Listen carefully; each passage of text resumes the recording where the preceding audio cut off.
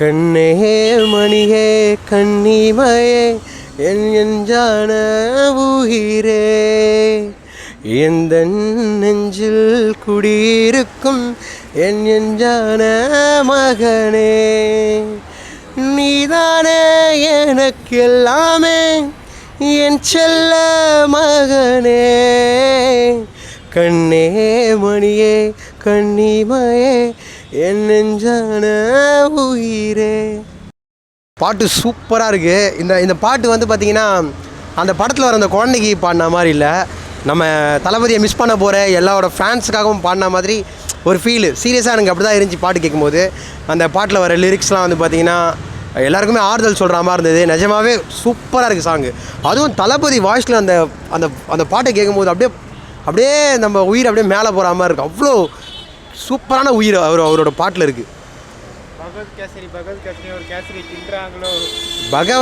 பகவத் கேசரி நான் ஒத்துக்கிறேன். பகவத் கேசரியோட ஒன்லைன் தான்ன்றது நிறையா ஃபோட்டோஸ் பார்க்கும்போது தெரியுது. கில்லி படம் நம்ம பார்த்துருக்கோம்ல, ஒக்கடுங்கிற ஒரு படத்தை தான் இங்கே ரீமேக் பண்ணி பெரிய ஹிட் ஆகினாங்க.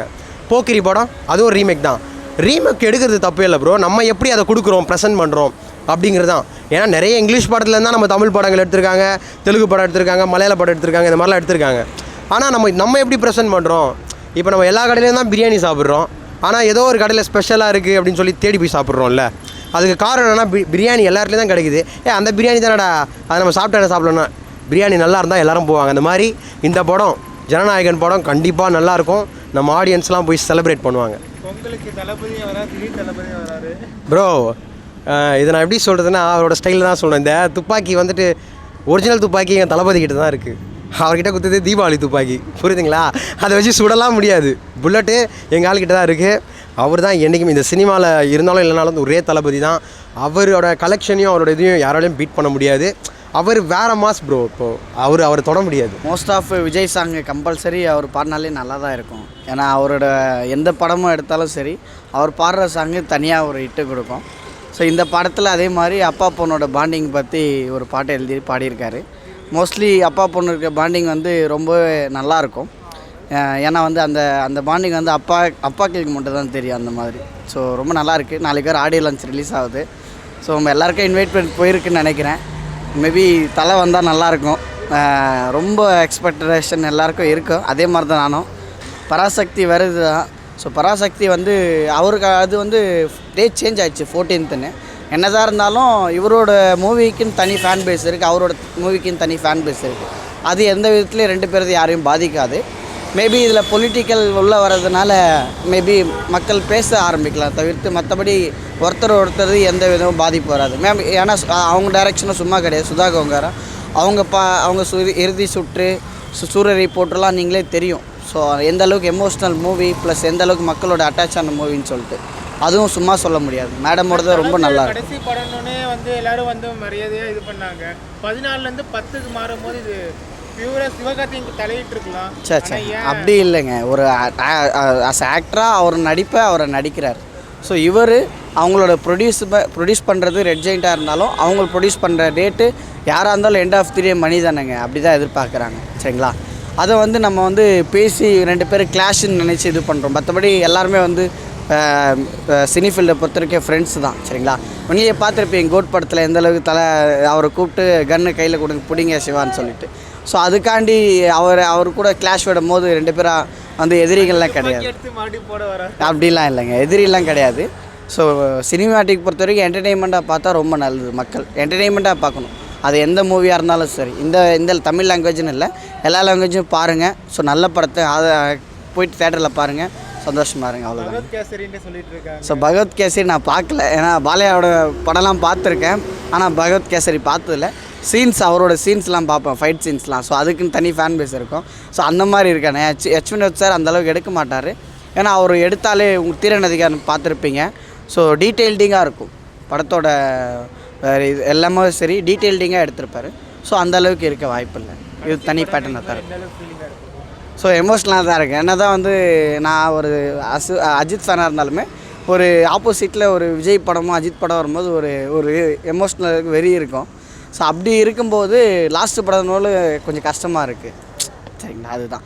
ஏன்னா வந்து கமல் சாரும் ரஜினி சார் எந்த அளவுக்கு இந்த வயசுலேயும் போட்டியோட படம் நடிச்சிட்ருக்கோம் அந்த மாதிரி தான் போகும்னு நினச்சேன்.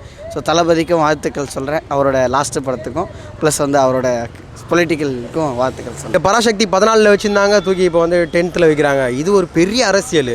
ஏன்னா விஜயோட படங்களை வந்துட்டு கலெக்ஷனை வந்து குறைக்கணும், தேட்டரை குறைக்கணும், ஆடியன்ஸ் போகிறத குறைக்கணும் அப்படின்ற ஒரு எண்ணத்தில் பண்ணுற மாதிரி தான். இது வந்து சின்ன குழந்தைங்களுக்கு கூட தெரியும் போல் இந்த அரசியல் இப்படி பண்ணுறாங்களே அப்படின்ட்டு. ஏன்னா அவரோட ஒரு படத்துக்கு மட்டும்தான் ஒட்டுமொத்த குடும்பமும் போகும். குழந்தைங்க முதல் கொண்டு அடம் பிடிச்சி ஜனநாயகன் படத்துக்கு கூட்டு போகணுன்னு சொல்லி கூட்டு போகும். அந்த இது வந்துடக்கூடாதுன்றதுக்காக சிவகார்த்திகேயன் படம் வள்ளுவர் கோட்டத்தில் வந்துட்டு வேர்ல்ட் ஆஃப் பராசக்தின்னு சொல்லிட்டு ஒரு எக்ஸிபிஷன் வச்சு அதுக்கு கூட நான் நேற்று கூட போயிட்டு வந்தேன். அது அந்த ஒரு இது க்ரியேட் பண்ணுறாங்கல்ல, ப்ரொமோஷன் நிறைய க்ரியேட் பண்ணி அந்த படத்துக்கான தேட்டர்லாம் குறைச்சி இவரோட படத்துக்கு வர வைக்கிறதுங்கிறதுலாம் பெரிய அரசியலாக தான் பார்க்கப்படுது. ஆனால் சினிமா தான் ப்ரோ, அரசியல் தான் சரிங்களா. சினிமாவை வந்து அரசியலில் புகுத்தி அதை வந்துட்டு இப்போ வந்துட்டு தளபதி வந்து சினிமாவிலேருந்து தான் வந்தார், புரியுதுங்களா. அதனால் அவரோட படத்தை வந்து இந்த மாதிரி டேமேஜ் பண்ணலாம், குறைக்கலான்றதுலாம் எந்த விதத்துலையுமே நியாயமே இல்லை. அதனால் யார் கூட ரேஸ் யார் ஒன்றாலும் ஜெயிக்கிறது ஒருத்தராக தான் இருக்க போகிறாரு, அது எங்கள் தளபதி தான். அது எனக்கு கண்டிப்பாக கான்ஃபிடென்ட்டாக இருக்கேன். ஆடியோ லான்ச்சுக்கு வந்துட்டு பார்த்திங்கன்னா நம்ம நிறைய பேர் போயிருக்காங்க. இன்றைக்கி பார்த்த வரைக்கும் ஏர்போர்ட்டில் வந்து பார்த்திங்கன்னா நம்ம டேரக்டர்ஸ் நிறைய பேர் வந்துட்டுருக்காங்க. ரொம்ப சந்தோஷமாக இருக்குது. தளபதியை வந்து சென்ட் ஆஃப் பண்ண போகிறாங்க வேறு லெவலில். ஒரு பெரிய கான்செப்ட்டும் வைக்கிறார். அனிருத் வந்து சொல்லியிருந்தார். ஒரு ஃபுல் அண்ட் ஃபுல் எமோஷ்னலான ஒரு ஆடியோ லான்ச்சாக தான் இருக்க போகுது. லாஸ்ட் ஒன் குட்டி story, last one stage, last ஸ்பீச்சுன்ற மாதிரி இருக்குது. உண்மையாகவே ரொம்ப கஷ்டமாக இருக்குது ப்ரோ. தளபதியை வந்து சின்ன வயசுலேருந்து குழந்தையிலேருந்து நாங்கள் பார்த்துட்டு வரோமா, இப்போ வந்து கடைசி படம் அதுவும் நம்ம ஜென்ரேஷனோட முடியுதுன்னும் போது ரொம்ப கஷ்டமாக இருக்குது. நம்மளை விட சின்ன சின்ன குழந்தைங்க ரொம்ப மிஸ் பண்ணுவாங்க. சன் டிவியில், KTVயில், கலைஞர் டிவிலலாம் படமே போகிறதில்ல, விஜய் படமே. ஒரு குழந்தை கூட அழுவுது, ஏன் இந்த படம்லாம் போட மாட்டேறீங்கன்ட்டு. நிறைய பேருக்கு வீட்டில் தேட்டருக்கு போக முடியாத குடும்பங்கள்லாம் இன்னும் இருக்குது. அவங்களுக்கெல்லாம் சினிமான்றது வெறும் டிவியில் போடுறது மட்டும்தான். அதில் விஜய் படத்தை பார்த்து கொண்டாடுறாங்க. அதுலேயுமே நீங்கள் அப்படி ஒரு பாலிடிக்ஸ் பண்ணுறீங்கன்னா இது very very wrong bro, very wrong. Last படம் வேறு விஜய். இது நாங்களே ரொம்ப எதிர்பார்த்துட்ருக்கோம். ஆடியோ லான்ச் இங்கே வைப்பாங்கன்னு பார்த்தோம், இங்கே இல்லை. அதான் ரொம்ப டிஸப்பாயின்மெண்ட்டாக இருக்குது. கூட பராசக்தி கூட வருது, எப்படி பார்க்குறீங்க? இது போட்டி மாதிரி தான் இருக்குது. எலெக்ஷன்லேயும் சரி இதுலேயும் சரி ரெண்டும் ஒரே மாதிரி தான் இருக்கும் போல இருக்குது. அதான் எப்படின்னு தெரில படம். இவங்களது எப்படி இருக்கும், இவது எப்படி இருக்கும்னு தெரில. ரெண்டு பேரும் மோதுற மாதிரி தான் இருக்குது. ஏன்னா நேர்லேயும் மோதுறாங்க, படத்துலேயும் மோதுற மாதிரி இருக்குது. விஜய் வந்து சிவகதைக்கு கவுட் படத்தில் துப்பாக்கிலாம் கொடுத்து அவ்வளோ சப்போர்ட் பண்ணார். டக்குன்னு துப்பாக்கி எடுத்து அவரே போடுற மாதிரி ஒரு சம்பவம் பண்ணுறாரு. இது எப்படி பார்க்குறீங்க? அது தெரில ப்ரோ. அதை பற்றி ஏன்னா அந்த படத்தில் வந்து அடுத்தது விஜய்க்கு அடுத்தது இவர் மாதிரி தான் காமிச்சாங்க. இவர் தான் விஜய்க்கு அடுத்தது. ஆனால் பார்த்தா இந்த படத்தில் இப்படி மாறுது. நாளைக்கு ஆடியோ லான்ச் எப்படி இருக்குன்னு நினைக்கிறேன் ப்ரோ? தரமாக தான் ப்ரோ இருக்கும். நார்மல் ஆடியோ லான்ச் வேறு யாருன்னா கூட நல்லா சூப்பராக இருக்கும். இப்போ விஜய் இது வேறு, அதுவும் லாஸ்ட்டு படம் வேறு பக்காவாக இருக்க போகுது. அந்த ஆடியோ லான்ச் லாஸ்ட்டு குட்டி சொல்ல போகிறாங்க. எந்த அளவுக்கு ஃபீலிங்காக இருக்குது? அதான் ரொம்ப கஷ்டம். ஏன்னா சின்ன வயசுலேருந்து விஜய் ஃபேன் தான், விஜய்க்காக தான் எல்லாமே பார்த்து நிற்குது. இப்போ லாஸ்ட்டு படம், அதனால் ரொம்ப மனசு கஷ்டமாக தான் இருக்குது. சாங் எதிர்பார்த்த அளவுக்கு வந்திருக்காங்க. ஃபஸ்ட்டு சாங் நல்லா இருந்துச்சு, அது சூப்பர் வர்த்து, ஜனநாயகம் சாங். ஆனால் இப்போ இந்த தேர்ட் சாங் தான் கொஞ்சம் ரொம்ப ரொமான்டிக் சாங் மாதிரி இருக்குது. அது நல்லா தான் இருக்குது தேர்ட் சாங். விஜய் வாய்ஸோட கேட்கும்போது விஜய் வாய்ஸ், விஜய் பக்காவாக படிக்கிறாரு, அது சூப்பராக தான் இருக்குது. விஜய் பகவத் கேசரி நிறைய பேர் சொல்லிக்கிட்டு இருக்காங்க.